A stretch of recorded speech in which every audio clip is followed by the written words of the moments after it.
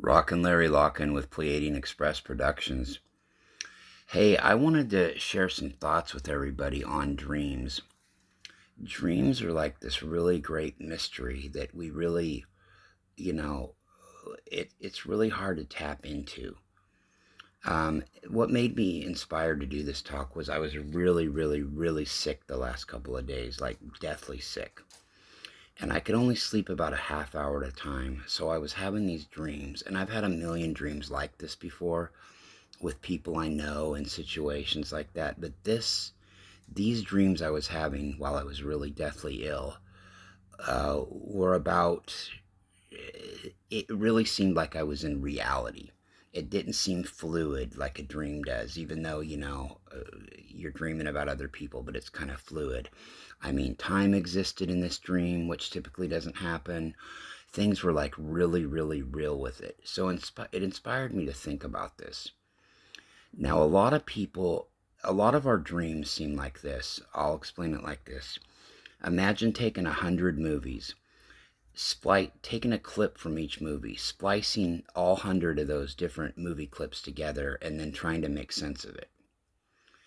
For instance, that's what a lot of my dreams have been like. You roam from one place to the other, and everything goes in and out, and it really doesn't make sense. Okay, so that's one situation. I've always had these dreams since I was growing up where like I was trying to get to somebody to talk to them, whether it was at a crowded dance or at a crowded stadium or wherever, and no matter what, I could never get over to them because I kept getting interrupted and kept getting stopped. Contrast that with my dad was telling me about these dreams he's had his whole life where he's lost and he's trying to get home and he can never find his way quite to the address where he's needing to go. Something gets in his way, right? And he thought that maybe if he ever had that dream where he actually found home, that would be like, the end of his life.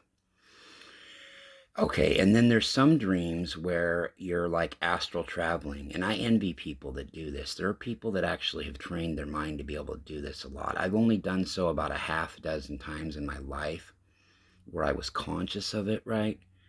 Where I was flying over cities and all kinds of different cities around the world, Canada, the US, Australia. And I was overlooking everything, even my own hometown, like I was floating through the air and flying. Now, other people have had dreams where they traveled to other planets. I haven't quite had those, at least consciously not. Okay, that's one thing. And then some people will have reoccurring dreams. That's really not been me, but dreams also tap into other realities that we exist in, other frequencies, other past lives that we've lived. All this stuff is involved with dreams. And the only thing I would suggest is like, if you're really having like a reoccurring dream or you're tripped out by your dreams, keep a pad and a pen by your bedside. And then after you have that dream, because, unless they're really profound, we tend to forget them really quickly. You know what I mean? Unless it's that, and I've had a few of these in my life, maybe a handful where it's like, okay, I'll remember them forever. But we forget the details real quick. So if you keep a journal of that, maybe you can figure it out. Maybe those dreams are trying to tell you something. But yeah, I think we're looking into parallel realities. We're looking into past lives. Sometimes we astral travel. There's something to it when our mind is in that sleep state and we're using that full like sleep consciousness to pick up on them.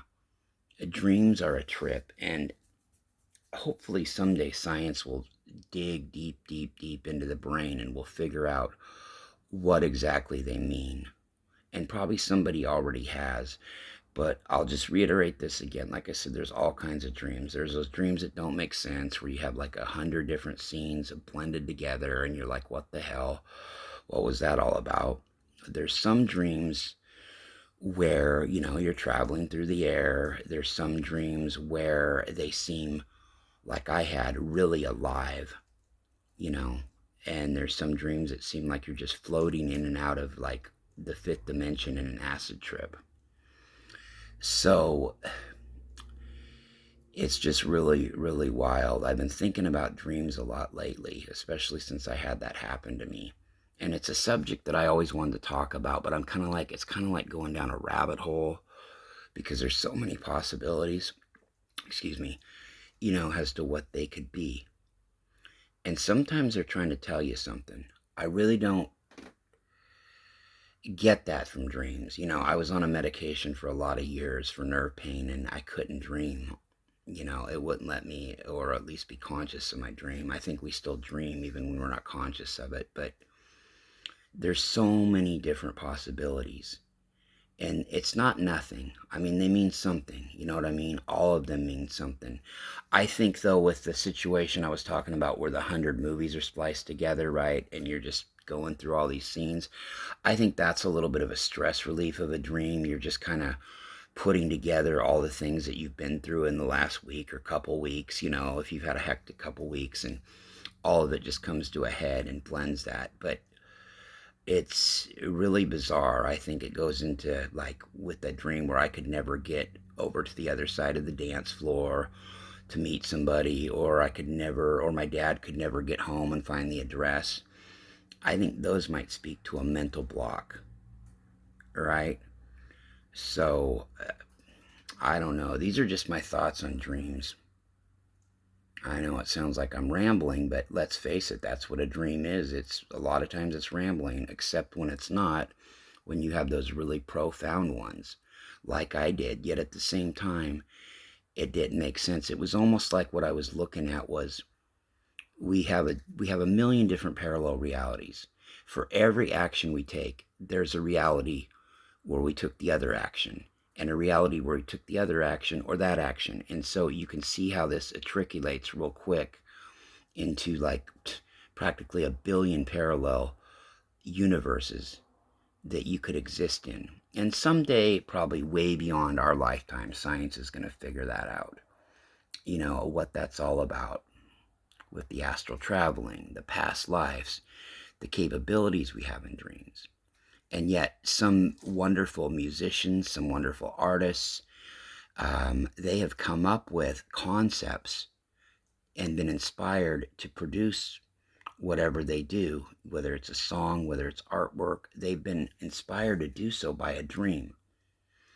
So we all kind of dream the same, but yet some people's are more intense, and making sense of it is what it's all about, or trying to.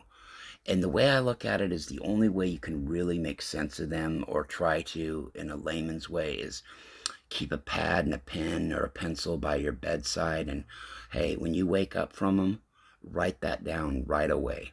Everything you remember about it. Because sure as hell, you're going to, unless it's one of those once and occasional ones, you're going to not remember all the details. So that's my thought on dreams. This is Rockin' Larry Lock-In, and I'm out.